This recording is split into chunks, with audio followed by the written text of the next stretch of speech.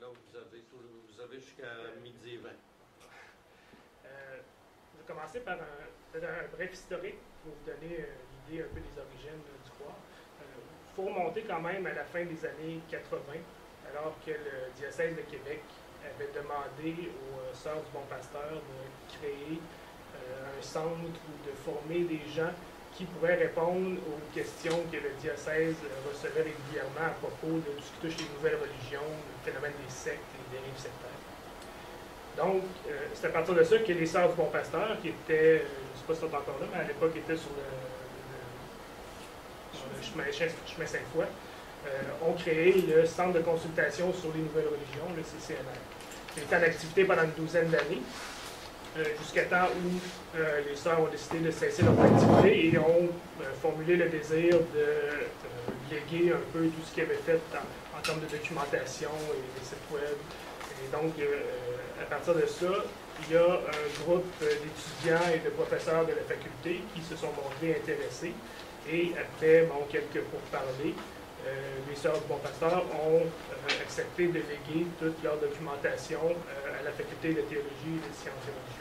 Donc, ils ont légué, comme je disais, toute leur documentation, tout ce qui a été ramassé au fil des années, quelques livres, quelques références documentaires ou quelques références, ouvrages de référence, un site web qui était à l'époque religion.uc.ca, qui aujourd'hui héberge le portail de la faculté de théologie, sciences et religions.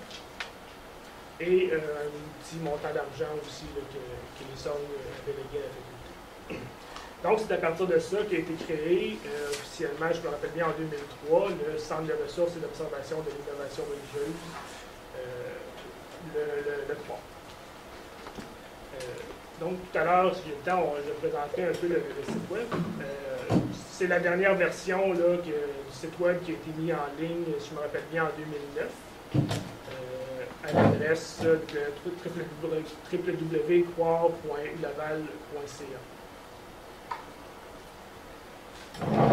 Donc, dès les débuts, il a été convenu que le Croire, le centre, allait être dirigé par un professeur, en l'occurrence M. André Couture, mais que l'administration quotidienne et les activités quotidiennes allaient être gérées en grande partie par les étudiants.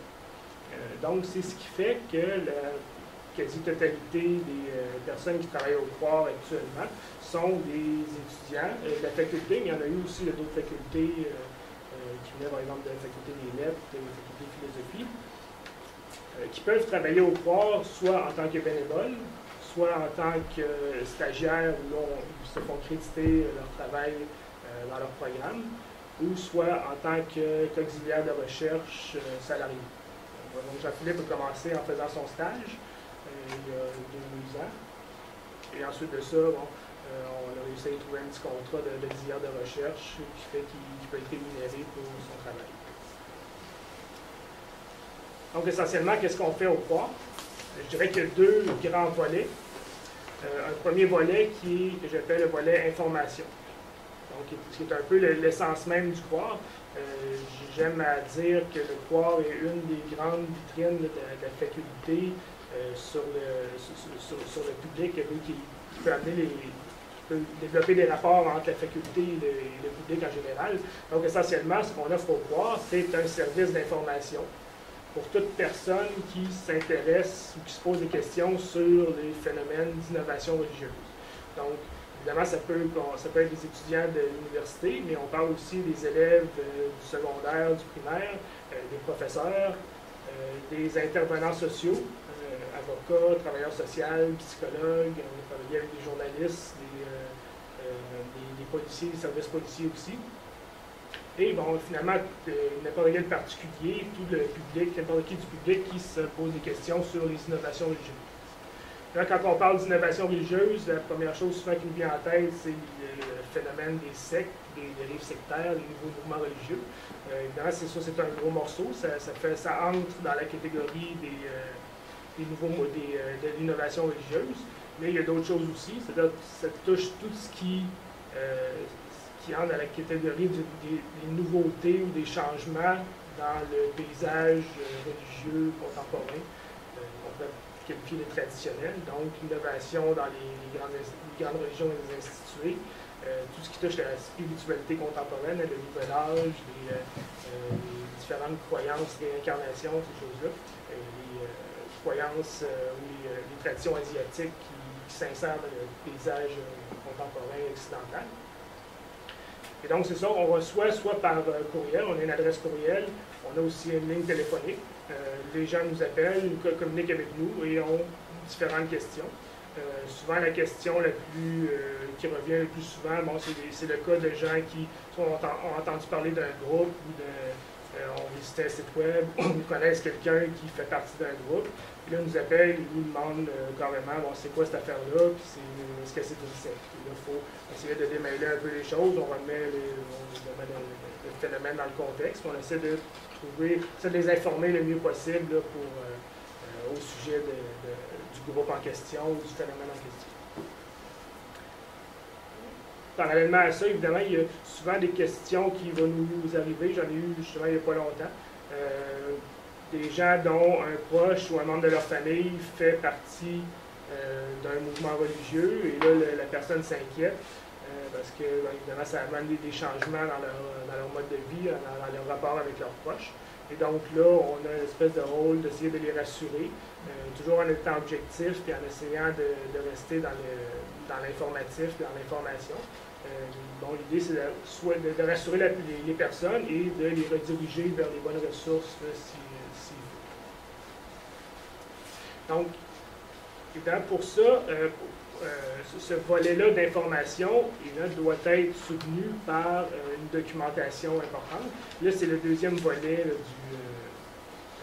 du CROIR, c'est-à-dire le volet recherche et documentation.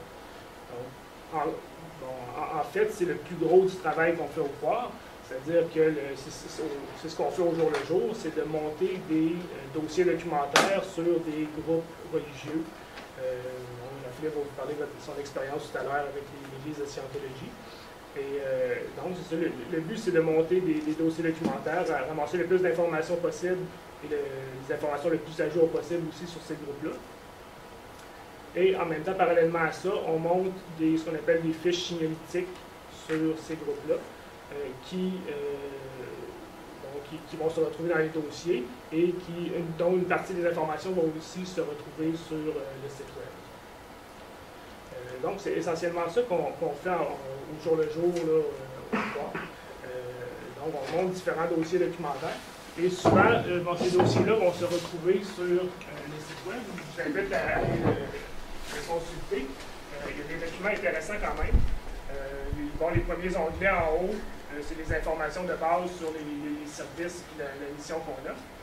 Mais je veux juste porter votre attention sur les deux derniers onglets, où vous allez pouvoir retrouver différents documents portant sur l'innovation religieuse qu'on a mis au fil du temps dans les dernières années. Donc, entre autres, il y a une bibliographie intéressante, je trouve intéressante, surtout le phénomène d'innovation religieuse. Il y a différents articles que M. Couture a fait au fil des années sur la spiritualité contemporaine. Il y a des articles de certains étudiants aussi qui ont fait, soit à partir de leur maîtrise. Donc, je vous invite à aller consulter ça.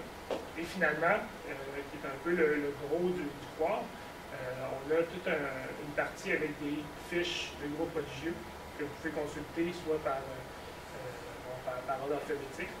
Donc, si par exemple, on va cliquer sur les Amish, vous avez une petite fiche comme ça qui vous donne des informations de base sur un groupe religieux avec le fondateur, les objectifs généraux et vraiment des informations brèves. Il n'y a pas beaucoup d'informations très spécifiques, ça reste dans le général, mais ça donne quand même une bonne idée de chaque groupe. Il y en a, je pense, entre 60 et 70, là, il y en a d'autres qui vont s'ajouter.